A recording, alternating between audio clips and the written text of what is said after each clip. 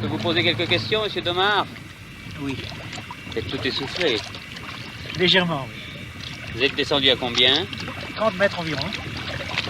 Et quel est le record en général dans ce coin-ci, les Tuamotu? Ici, nous sommes à Hikueru, c'est un lagon relativement peu profond. Il ne dépasse pas 22 brasses. Le lagon le plus profond est Marutea Sud, où les profondeurs excèdent 50 mètres. En 1956, donc nous avions annoncé que notre chef de service, M. Jean-Marie Domard, arrivait donc de métropole, de France, et je pense qu'il passait par le Japon avant de venir jusque-là, pour donc nous occuper des nacres et aussi de la perliculture. C'était comme ça au départ que c'était prévu le travail qu'on avait à faire. シクエルで撮った写真ですね。いつ頃の話ですか？これがね、1961年か。黒蝶貝っていうそのものは知ってたけど、その黒蝶貝ではね、いろいろな人が100年。C'était un atoll qui avait une réputation, une bonne réputation au point de vue nacre, parce qu'il y avait de la bonne nacre, qui avait une bonne couleur. Il y avait une population qui avait la réputation aussi d'être très accueillante. Mon arrière-grand-père Léonard Rosenthal, qui était arrivé en France en provenance de Russie au début du XXe siècle, était devenu connu sous le nom du roi de la perle. Il était devenu le plus grand marchand de perles fines, qui était approvisionné par ses frères qui étaient dispatchés de par le monde pour lui rapporter des sites de production les plus belles perles fines. And I was in contact with several of the pearl merchants in France and in London, and one of my contacts was Jacques Rosenthal, and so they invited me to have a look at the pearl. J'ai acheté une île. Et une île en Polynésie, c'est pas toujours à côté de Tahiti. Et il se trouve que la particularité de cet atoll que j'ai acheté se trouve à plus de 1500 km de Tahiti. Je pense que l'activité perlière est une activité nouvelle dans le territoire, une activité jeune, et tout dépendra du dynamisme avec lequel on va traiter le produit obtenu. Alors quoi faire? C'est comme ça que ça a commencé. Et je me suis trouvé au Japon, j'ai parlé avec mes amis de Mitsui. Qu'est-ce que je dois faire? Pourquoi pas cultiver la perle? Le vieux Mikimoto, il était décédé. C'était son petit-fils que j'ai rencontré. On a eu une conversation. Et lui, il était très intéressé. Alors, Monsieur Mikimoto me dit, si vous me présentez des belles perles, je serai acheteur, sans problème. 8 ans plus tard, c'est Jean-Claude Brouillet qui, lui, obtiendra de son ami new-yorkais Salvatore Asael, un important négociant en perles, la création du label Tahitian Black Culture Pearl.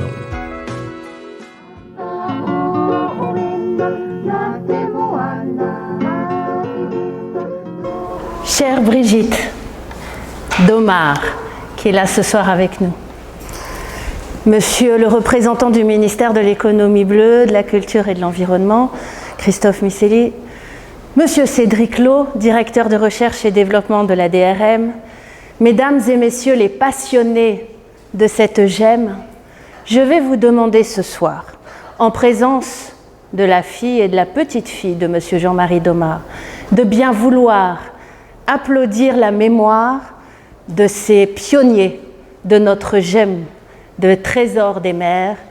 Merci.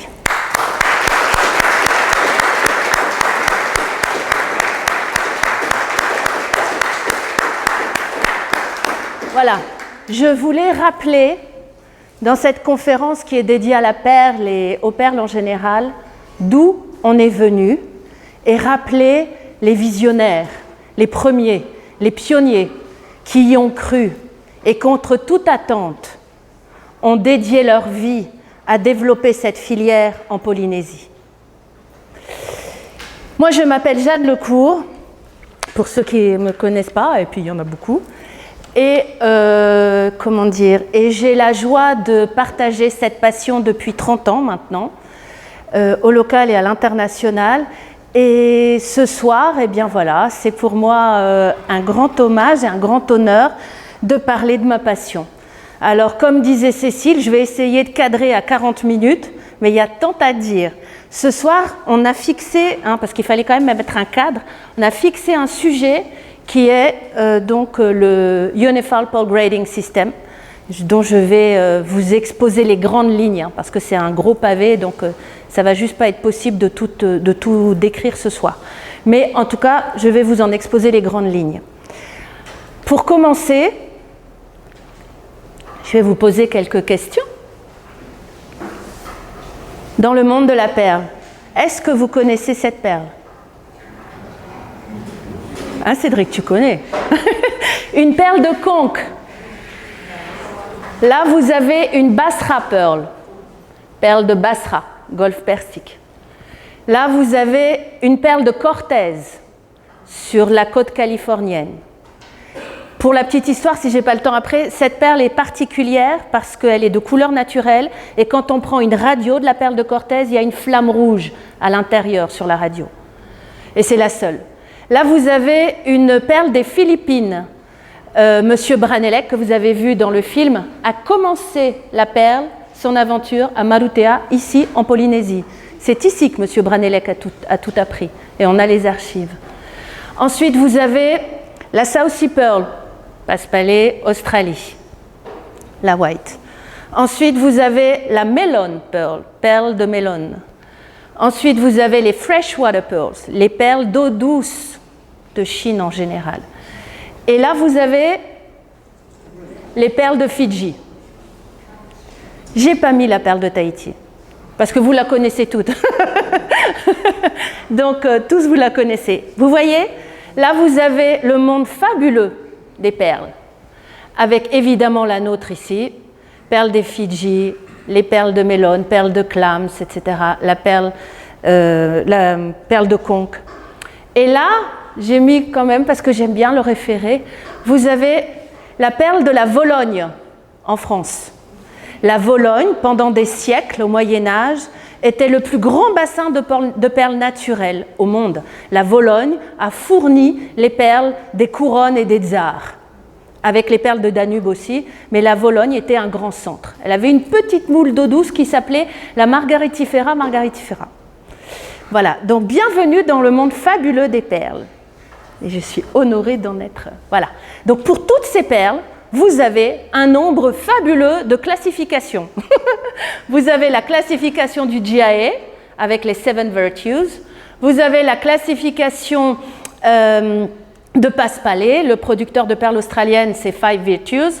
Vous avez la classification tahitienne, évidemment, la nôtre. Vous avez la classification de Mikimoto. Et vous avez aussi une classification pour laquelle j'ai j'aime beaucoup. C'est la classification de Autore. Autore est un producteur de perles australiennes. C'est une grande marque à l'international de perles. Et il s'est inspiré, vous savez, dans la classification des diamants, on appelle les 4C, carat, etc. Il s'est inspiré des 4C du diamant pour créer sa propre classification de perles sur les 5 S. Donc size, shape, shade and shine. Et puis surface. Donc ça, c'est la classification d'Autore qui a été inspirée et lancée par un laboratoire allemand qui s'appelle Göblin, dans les années 90 à peu près. Donc voilà, pour toutes les perles que vous avez vues, il existe toutes ces classifications. Donc autant vous dire que pour un vendeur en bijouterie, c'est costaud de faire la différence. Parce que nous, ici à Tahiti, autant la réglementation douanière nous interdit d'importer des perles étrangères, autant à l'international, dans une bijouterie, vous les avez toutes. Enfin, en tout cas, une grande partie. Donc, pour un vendeur en bijouterie, ben, ce n'est pas évident. D'accord ?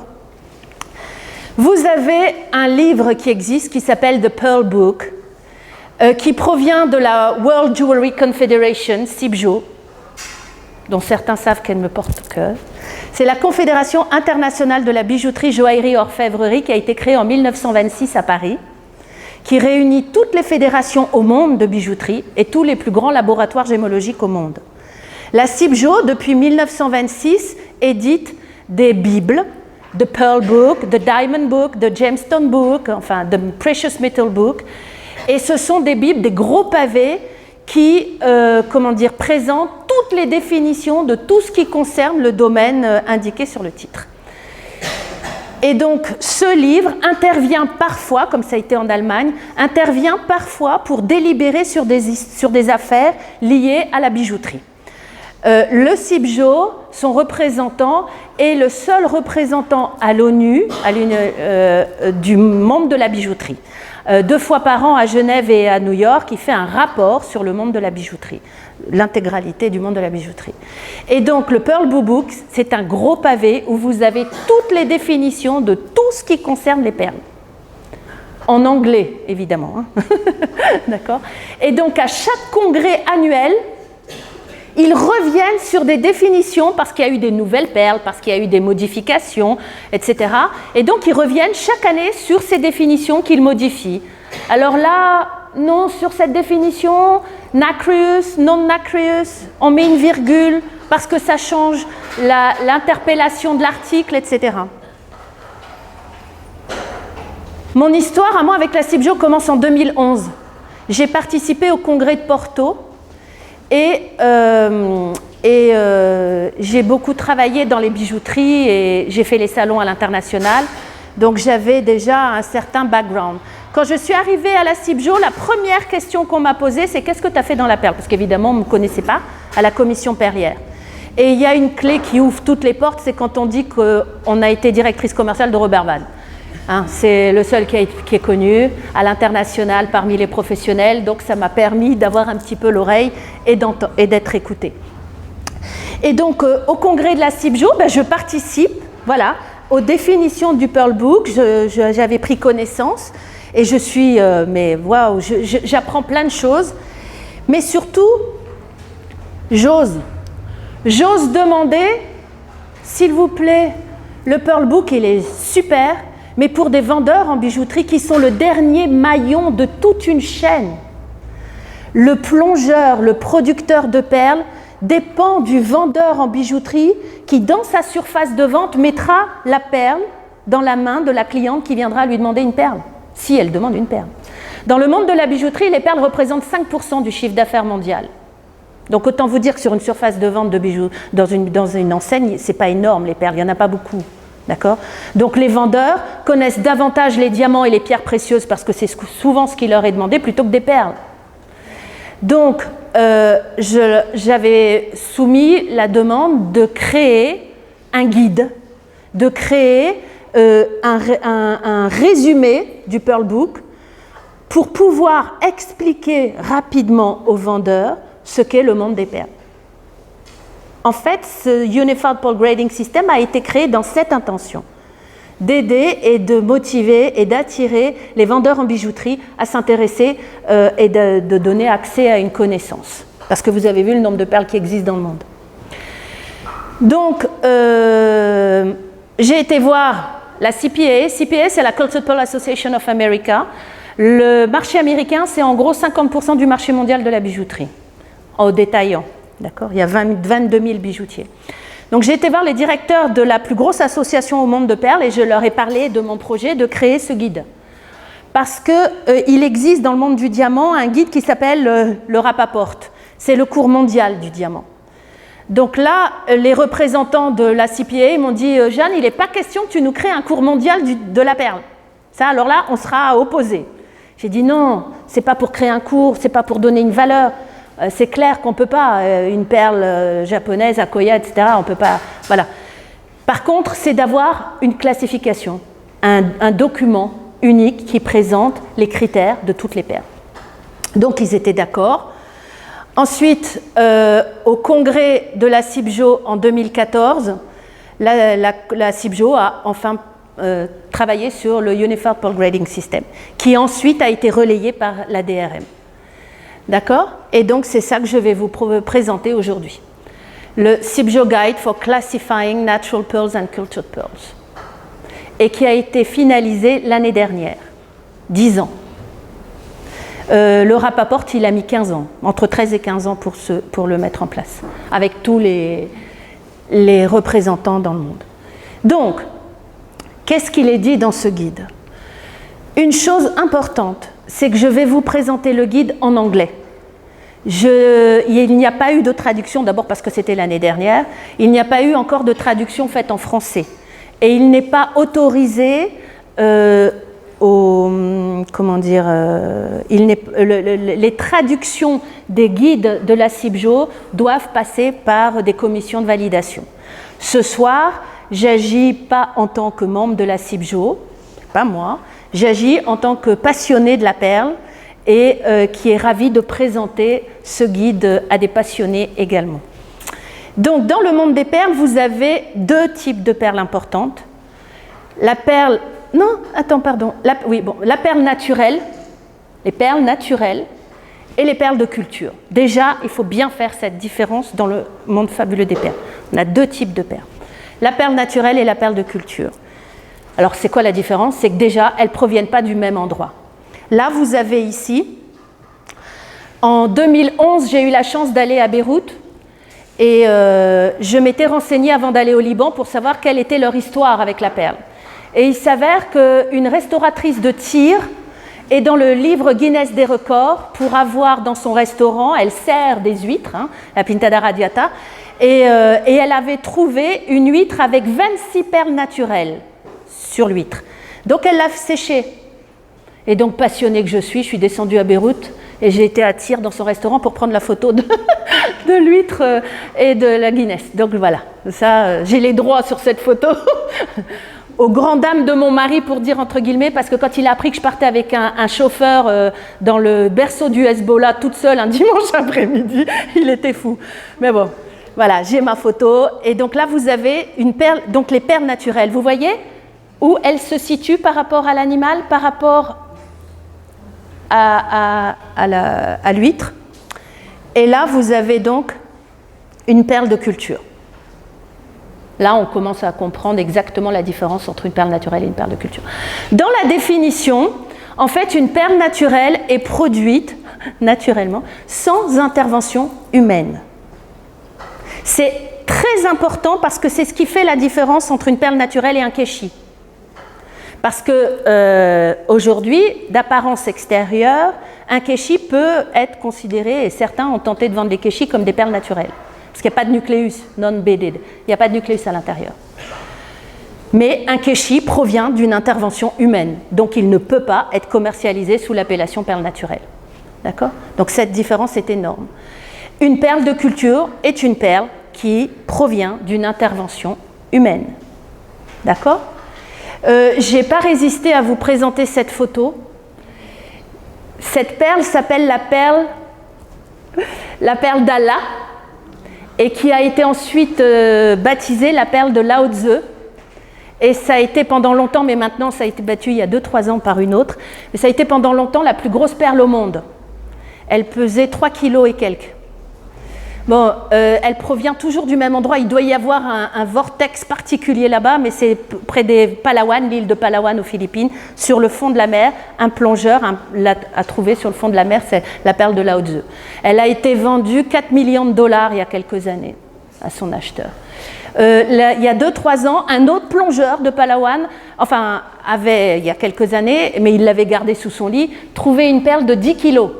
Aujourd'hui, c'est celle-là, elle n'est pas encore baptisée, mais c'est celle-là qui est la perle la plus grosse au monde. Bon, c'est pas joli, hein. Et puis ça, porter autour du cou, ça le fait pas, hein. C'est la seule petite référence que je vais faire à l'histoire des perles, hein. On ne va pas parler de la Pellegrina et toutes les autres, parce que ce soir, on est là pour le Unified, et que j'ai que 40 minutes. Ok.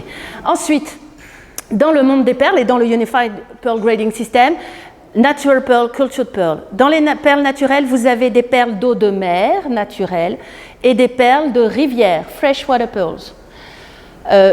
J'aime bien dire des anecdotes, mais pour la petite histoire, il y a quelques années, quelqu'un avait dit, quand on lui avait posé la question « Qu'est-ce que vous pensez des freshwater pearls ?» Et elle a répondu « Mais nos perles, elles sont fraîches. » Ça avait fait le tour de tous les magazines de bijouterie, c'était trop mignon. La perle de culture, c'est pareil. Vous avez les perles de culture d'eau de mer et les perles de culture de rivière. D'accord ? Freshwater. Ensuite, vous avez les Oriental Pearls. Ils ont voulu garder cette appellation dans le guide parce que, pour se remémorer de ce lieu, le golfe Persique. Pendant des siècles, le golfe Persique a été un des plus gros fournisseurs de perles naturelles au monde. Avant le pétrole, les pays arabes commercialiser les perles naturelles. C'est à tel point qu'aujourd'hui encore, à Bahreïn, il est interdit de vendre de la perle de culture. Si vous arrivez à la douane, j'ai connu moi des perliculteurs qui sont arrivés à la douane pour un salon de la bijouterie à Bahreïn, et la douane leur a dit non, les perles de culture, elles restent là. Interdiction de rentrer sur le territoire avec des perles de culture, vous n'avez le droit de vendre que des perles naturelles. Donc ils ont vendu des kéchis parce qu'à l'époque, on ne savait pas encore faire la différence entre les kéchis et les perles naturelles. Mais ça faisait cher le stand pour vendre des kéchis, quoi. Mais encore que s'ils l'ont vendu sous l'appellation perles naturelles, c'était pas mal. Ensuite, vous avez une autre catégorie de perles extrêmement importante, qui sont, et pour lesquelles on se bat beaucoup, les perles d'imitation. Est-ce que vous connaissez une grande marque de perles d'imitation? Non? Majorque. Ouais, c'est ça. Les perles de Majorque, donc vous avez là, d'accord? Elles sont fabriquées par l'homme. Et il y a quelques années, et j'ai oublié, oui, mais elle est arrivée après, avec la présidente de la French Pearl Federation qui est là ce soir, nous sommes intervenus auprès de Air France, qui dans son catalogue présentait pour venir à Tahiti des boucles d'oreilles à 8000 francs CP, avec une paire blanche, grise et noire, et il mettait perles noires Tahiti. À 8000 francs les 3 paires avec de l'or 18 carats. C'était juste que c'était à côté, sur le fond de la boîte, Majorque. C'était la marque Majorca, donc des perles d'imitation. Mais ça portait à confusion pour les touristes qui venaient à Tahiti. Donc on est intervenu pour leur demander d'enlever au moins le mot Tahiti de leur... voilà. Mais c'est un combat sans cesse pour les perles d'imitation. Ensuite, qu'est-ce que c'est que la matière nacrière? Alors, nacre vient d'un mot persan qui s'appelle nakar et qui veut dire ornement chatoyant. C'est joli, hein? Alors, tout mollusque est capable de faire une perle. La perle, c'est le plus élégant moyen de défense d'un animal. Quand un corps étranger s'insère sous l'animal, hein, dans la coquille, et que l'animal n'arrive pas à le rejeter, il va sécréter de la matière nacrière autour du corps étranger pour l'isoler. Tout simplement. Et on aura une perle. Donc on a 2 types de perles naturelles. On a des perles naturelles d'origine minérale, quand c'est un grain de sable, ou animale, quand c'est un petit crabe ou une petite crevette ou un petit qui est entré dedans. Ok.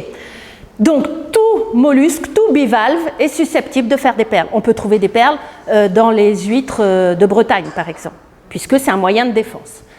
Sauf que seulement certaines huîtres, on appelle les huîtres perlières, sont utilisées dans le monde de la bijouterie parce qu'elles sont composées de 2 éléments qui sont l'aragonite, du carbonate de calcium, et des cristaux d'aragonite qui sont placés dans de la conchioline, qui est une matière un peu gélatineuse qu'on a dans les cheveux. C'est ça en fait une perle. Grosso modo, c'est un peu ça. Après, il y a des ions, il y a de l'eau, mais bon. Et donc, en fonction de la disposition des plaques d'aragonite sur la matière nacrière, on va avoir différents facteurs qui vont se développer. Et là, on va voir les facteurs. Ah non, pas encore. Là, je vous ai vite présenté par grande famille d'huîtres perlières utilisées pour la bijouterie, les perles.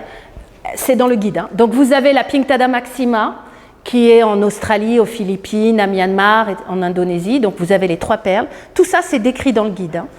Ensuite, vous avez la Pinctada margaritifera Kumingi, qui était endémique à la Polynésie. Hugh Cumming, 1827, vient en Polynésie. Il découvre nos huîtres, qu'il n'a vues nulle part ailleurs. C'est un aventurier. Il écrit à son ami John à Londres: les Polynésiens ne connaissent pas la valeur des perles. Je ramène à Londres 27 000 perles naturelles. Et donc, il a donné son nom à la variété de nos huîtres qui étaient de couleurs naturelles et de différentes couleurs. Donc, Kumingi. Ensuite, vous avez la Pinctada margaritifera typica, qui est la perle fidjienne. Donc, nous n'avons pas les mêmes huîtres entre les Fidji et la Polynésie. Certains confondent. Ensuite, vous avez la Pinctada radiata, celle dont je vous ai parlé, qui est du golfe Persique, mais ailleurs. La Fucata, qui donne la koya, les perles japonaises. La Mazatlanica, qui est du côté du golfe du Mexique, et qui donne pour certaines la perle de Cortés, dont je vous ai parlé, qui est de couleur naturelle et différentes couleurs, mais plus petite, des diamètres plus petits. Et La nôtre, la Pinctada maculata. Les Poipipi. D'accord? Voilà. Ensuite, vous avez la Pteria penguin. Alors ça, c'est une huître qui a déposé l'appellation de mabé. D'accord? Normalement, on n'a pas le droit de dire mabé en Polynésie. Normalement, c'est un blister. Enfin, voilà, un blister perle. Et parce qu'eux ont déposé pour la Pteria penguin. Le mabé provient de la Pteria penguin. Là, vous avez le coquillage, le conche, qui fait les perles de conche, qui sont considérées comme des perles naturelles, non nacrées. D'accord? Et ensuite, vous avez les perles de mélo. Pareil, perles naturelles, non nacrées. Dans la classification des perles naturelles, vous avez ces critères dans le guide. La couleur, avec toutes les couleurs qui sont décrites, le lustre et la qualité de surface des perles. Ok, ça descend en bas.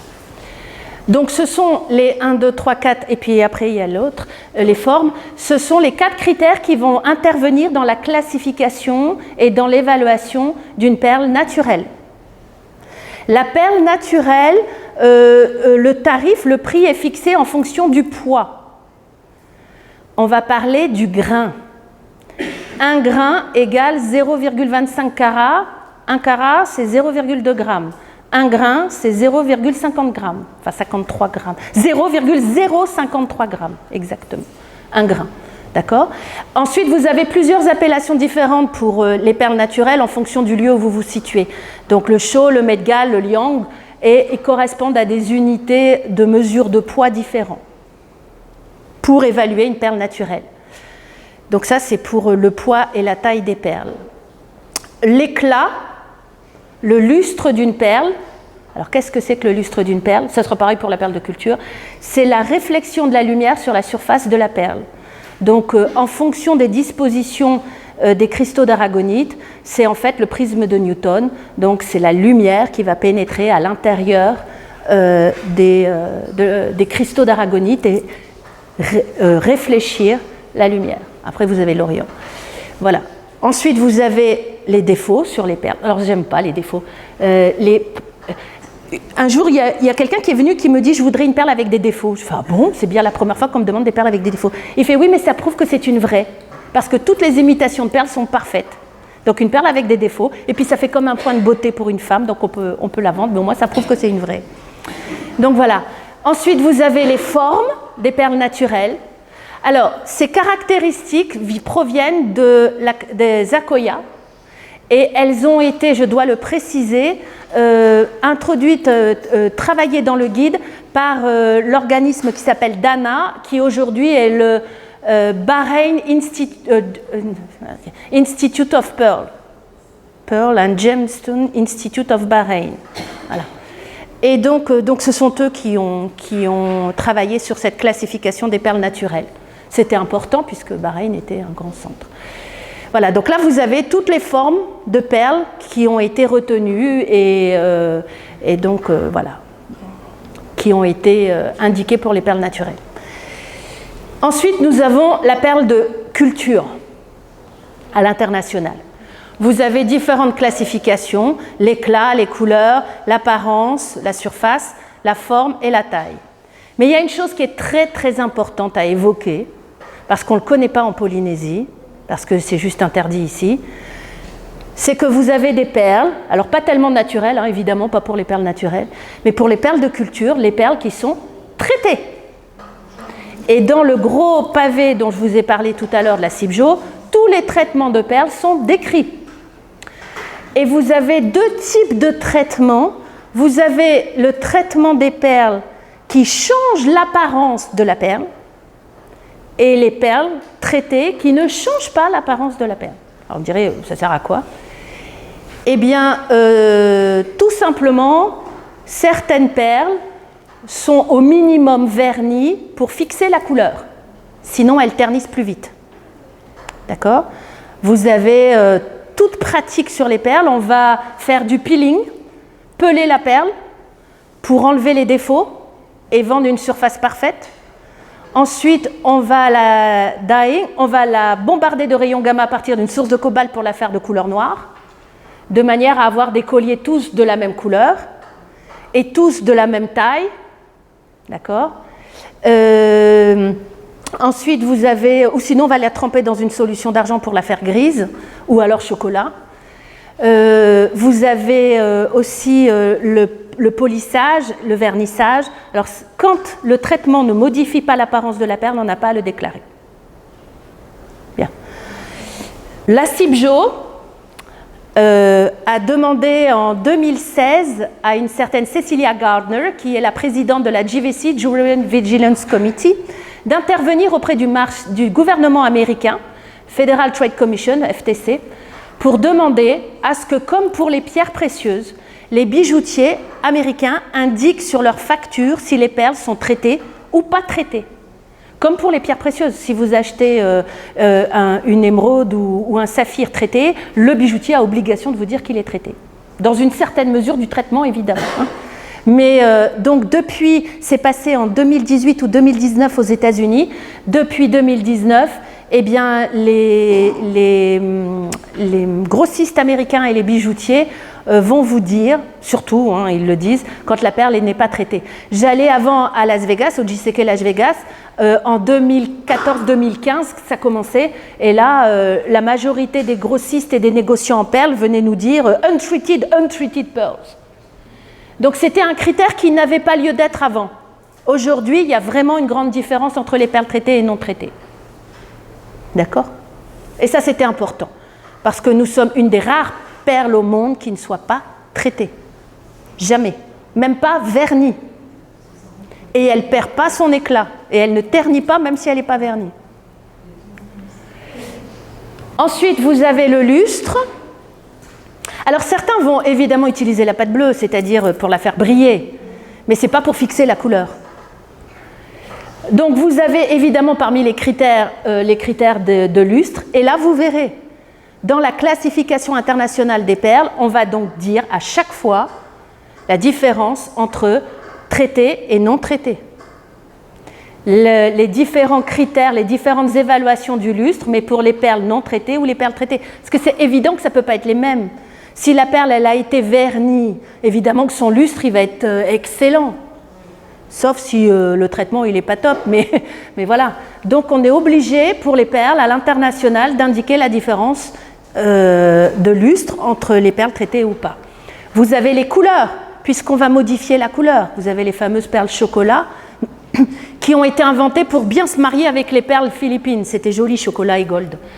Et évidemment, pour beaucoup, ce sont nos perles qui sont utilisées pour les faire chocolat, parce que comme ça, on n'a pas besoin de les changer la couleur après. Donc là, vous avez toutes les couleurs de perles qui ont été répertoriées. Je ne dis pas que c'est officiel, mais qui ont été répertoriées. Celle que beaucoup aiment, c'est la couleur champagne. Mais quand on est allé dans cette province de la Champagne, on sait qu'il y a plusieurs couleurs de champagne. Donc bon, après, c'est une appellation, voilà. Donc vous avez les cherry, vous avez les pistachios, etc. et aubergines. Les cherry chers à Robert, parce qu'il avait des couleurs cherry naturelles. Il en avait créé. Voilà. Ensuite, vous avez l'apparence de la perle. Alors là, évidemment, la surface de la perle n'est pas différenciée en fonction de si elle est traitée ou pas. Comme ça. La taille, alors les tailles varient hein, évidemment, de 5 mm pour les petites akoya ou en tout cas les biwa et les petites perles d'eau douce, jusqu'à plus de 20 mm. Au musée de la perle, vous avez la plus grosse qui fait 22,5, la plus grosse perle ronde parfaite au monde noir, qui est baptisée la Robert Van et qui a le certificat japonais. Et vous pouvez l'admirer si vous allez au musée. Voilà. Ensuite, vous avez les formes des perles. Et là, dans la perle de culture, c'est très très intéressant parce qu'il différencie les formes symétriques, des formes asymétriques et les cerclées. Donc ça fait 3 grandes catégories de perles. Voilà.